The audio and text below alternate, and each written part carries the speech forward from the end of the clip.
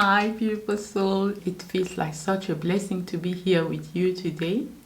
And we want to talk about self-discipline, how to improve your self-discipline.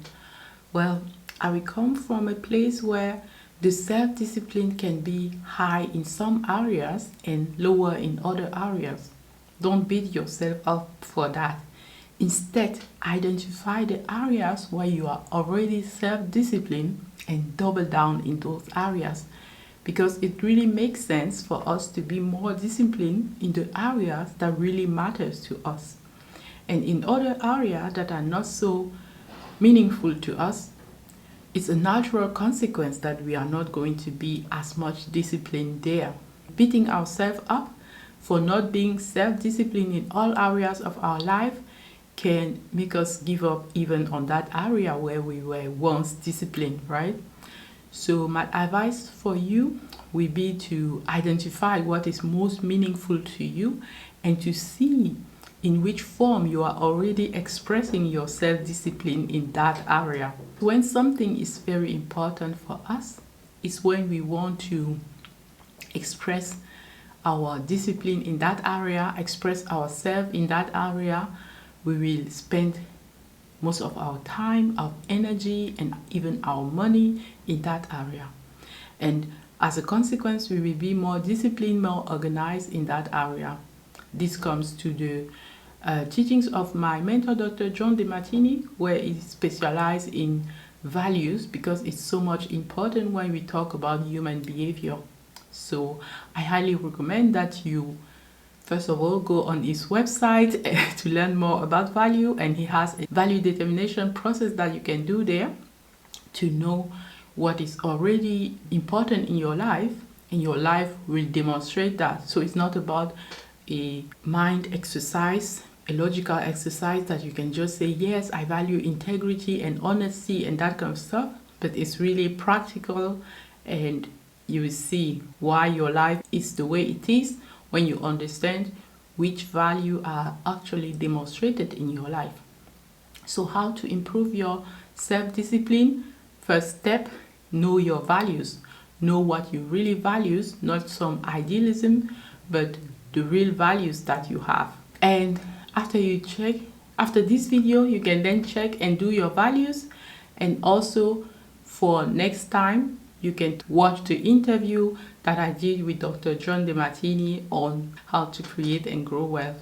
It is very inspiring, and I think it will be very helpful for you as well. Okay, the next step is to change your perception around self-discipline. Understand that life is going to bring us always both aspects, like the support and the challenges. Despite being challenged, your role is to choose to go forward. And doing that, the simple act that you choose to go forward is going to show that you are disciplined, right? It's going to be for the outer world that you are disciplined. For you, it is just accepting to go forward. So changing your perception around self-discipline. Understanding that self-discipline can be a form of self-love. If you really love yourself, you give yourself permission to go forward in what you really want in life. So what is your vision? In my course, The New You, we clarify what your vision is so that you have something that guides you, that pulls you forward. And when you are following that vision, you become a magnet for everything that is in alignment with that vision. Really being in alignment with our vision and taking a step forward every time. It's a sign that will be interpreted by other people around us as being self-disciplined. It also means that we are focused, right? We are focused on that vision, on that mission. Because of the value that we have in our life, we will express our discipline more in some areas than others. The areas where we have more self-discipline are the area where we are putting our focus. So it's really important to put the distractions away, right? And to have a focused time on something. How to know that you have that focus is by having time blocks, for example, on the daily basis, to have a time that you focus your energy, that you focus on the task at hand, a task that is aligned with your bigger goal. So you take inspired, aligned actions and you make sure to have time blocks that you dedicate to that task. So you are showing your focus, and it translates in showing your self-discipline, in improving your self-discipline. So self-discipline is self-love, and self-discipline is also focus. Why is it self-love? Because when you have a vision for your life, something that really resonates with you, something that comes from your heart and soul, you give yourself permission to do something extraordinary by following that vision with all of your being, all of your energy, all of your focus. That's why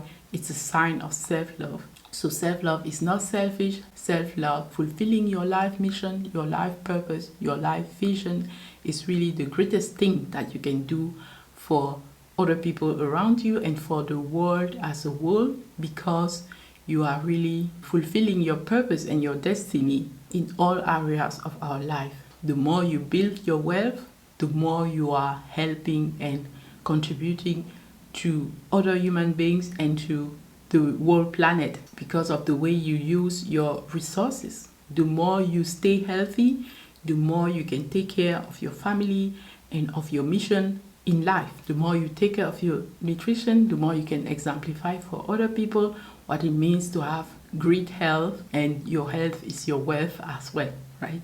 The wealth is not only the financial wealth, and all are necessary, all count. All right, another important point to improve your self-discipline is also to accept things the way they are. It is really a wise thing, because from there you can start building up. You accept things the way they are. You see the areas where you are not so disciplined and the areas where you are really disciplined, and then you can decide, you can take a decision to know if you want to improve the areas who you are not yet disciplined, or if you want to double down on the areas where you are already disciplined. It will depend. When you connect with your inner guidance, you will know what makes sense for you, right? At that moment in your life, it will change at different moments in your life what is important to you. And when it changes, it means that you need some reinvention of yourself in order to realign with that change that is happening in your life. And by deciding the area where you want to focus and have your self-discipline there, it will be easier for you to then have those time blocks and those priority daily actions that are aligned to what you really want.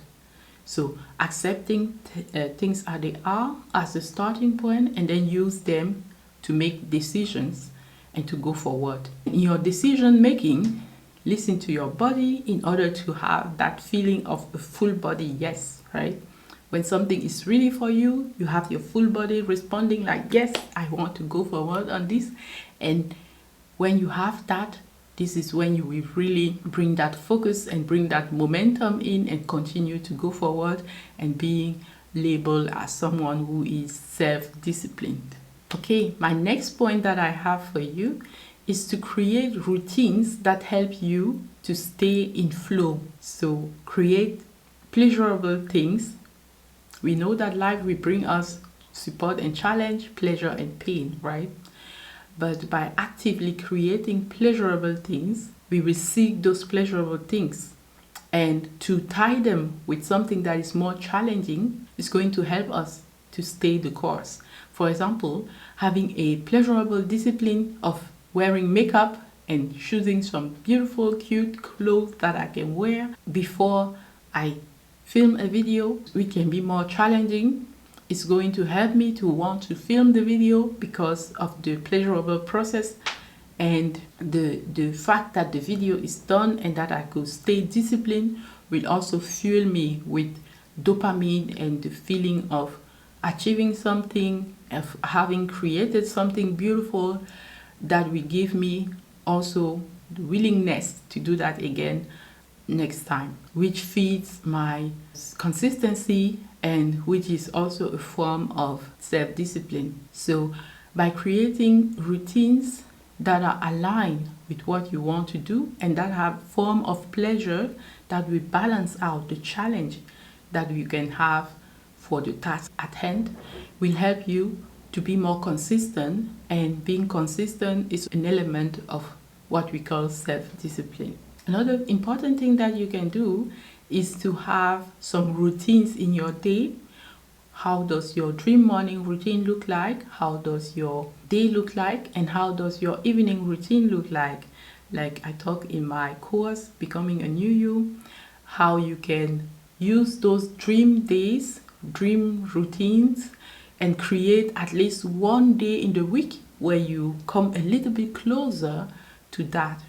I just filmed session number 4 of my course, and I feel very grateful that I'm on this process of creating this course. Use this language, I am in the process of, because when you use that, you are not done yet, you are not finished, but it doesn't mean also that you are not doing anything, right? So you are working on it, you are in the process of becoming that new version of yourself, you are in the process of creating your dream life. I love this quote from Florence Scovel Shinn in her book, The Secret Door to Success, that I also talk about in my course, that a magnet is not worried and anxious about a needle coming to it. It just stays straight with no care in the world, knowing that the needles cannot help but jump to it, right? So as you show up every day with focus, feeding your dreams with your energy, you become a magnet for everything that your heart and soul desire, and they cannot help but jump into you, but jump to you and stick to you because of your nature of being a magnet for your dreams. Know that self-discipline is just a label that we use. Instead, follow the things that really lighten you up. Your dreams, your desires, your goals will lead you to your life, vision and mission and purpose. So follow those things and let them unfold, and let your inner guidance and the higher intelligence guides you into what is your next step to take. When you know that what that step is, then take courage to do that step and let it unfold like that, little by little. So the lesson of my course was all about alchemizing your blockages, your challenges, like the fear and the self-doubt and the limiting belief, the anxiety, the worry. Alchemize all those things into your greatest blessing and continue to go forward. Recognize that they are blessings in disguise and use them to help other people, to inspire other people, because this is also part of your life mission, and your vision can include this. And being rewarded for doing that is just beautiful. All right, until next time, stay inspired. I love you. Bye.